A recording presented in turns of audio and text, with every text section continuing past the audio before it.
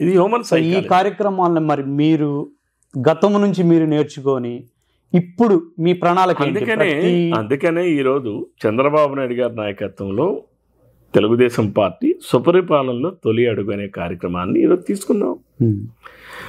మేము ప్రజల దగ్గర చాలా స్పష్టంగా వెళ్తున్నాం. మేము ఏడాదికి ఈ సంవత్సరంలో ఏం చేసాం, ఎప్పుడు ఏ కార్యక్రమాలు మళ్ళీ ఎప్పుడు ఏవి చేయబోతున్నాం చాలా స్పష్టంగా చెప్పాం. 3,000 రూపాయల పెన్షన్ 4,000 రూపాయలు ఇచ్చేస్తామని చెప్పాం, చేసాం. జగన్మోహన్ రెడ్డి లాగా 3,000 చేస్తానని చెప్పి 5 సంవత్సరాలు తీసుకోవాలి టైం, 3 రోజులు కూడా తీసుకోలేదు. చంద్రబాబు నాయుడు గారు ముఖ్యమంత్రి అయిన మరుసటి రోజు నుంచి ఇచ్చి ఏరియర్స్ కూడా ఇవ్వడం జరిగింది. 3 నెలల ఏరియర్స్ కూడా ఇచ్చినటువంటి ప్రభుత్వం, నాయకుడు, పార్టీ, ప్రభుత్వం ఎక్కడైనా ఉందా అసలు? భారతదేశంలో ఎక్కడైనా?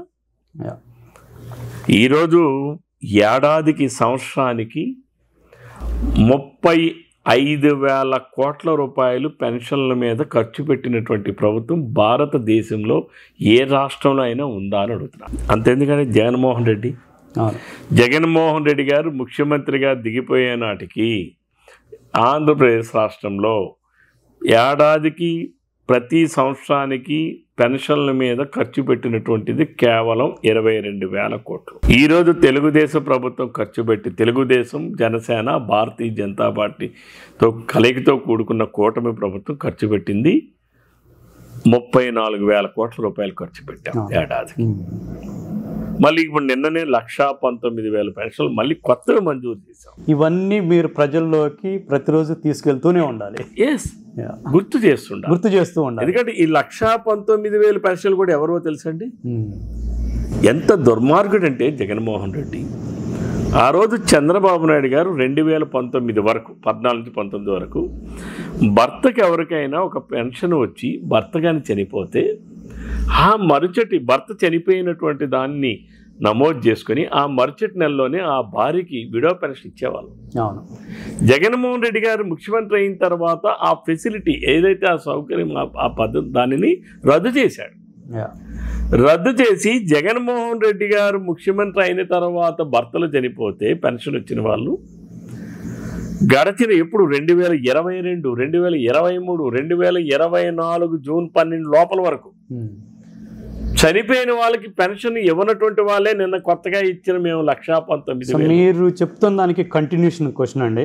సో నాకు ఒకటి అర్థమవుతుంది, మీరు చేసిందే చెప్పుకోవటమే కాదు, గత ప్రభుత్వంలో జరిగిన తప్పులను కూడా ఇప్పుడు ప్రజలకు మరొకసారి గుర్తు చేస్తూ మీరు ముందుకెళ్తున్నారా?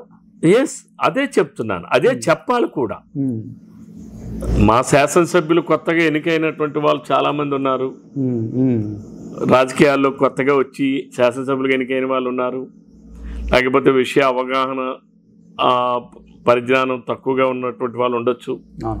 బట్ నేను తెలుగుదేశం పార్టీ కార్యకర్తలకి, నాయకులకి, అందరికీ నేను చెప్పేది ద కంపారిటివ్ స్టేట్మెంట్. ప్రజలలో ఆ రోజు చంద్రబాబు నాయుడు గారు ఒంటరి మహిళలు అంటే భర్తలు విడిచిపెట్టేసే ఉండిపోయిన వాళ్ళు పిల్లలతో, భర్త బతికే ఉన్నాడు కానీ ఎక్కడున్నాడో కూడా తెలియదు, పాపం పిల్లలతో అనాథగా ఉంటుంది ఆ తల్లి. అటువంటి వాళ్ళకి 35 సంవత్సరాలు నిండితే ఒంటరి మహిళ పింఛన్ ఇవ్వాలని చంద్రబాబు నాయుడు గారు పెట్టి ఈ రాష్ట్రంలో మేము ఇచ్చాం ఆ రోజు. చంద్రబాబు నాయుడు, జగన్మోహన్ రెడ్డి గారు ముఖ్యమంత్రి అయిన తర్వాత దానిని రద్దు చేశాడు. రద్దు చేసి ఒంటరి మహిళ పింఛన్ పొందాలంటే 50 సంవత్సరాలు నిండి ఉండాలని చెప్పాడు. అంటే చంద్రబాబు నాయుడు గారిలో ఉన్న మానవత్వ విలువలకి నిదర్శనం ఇవన్నీ.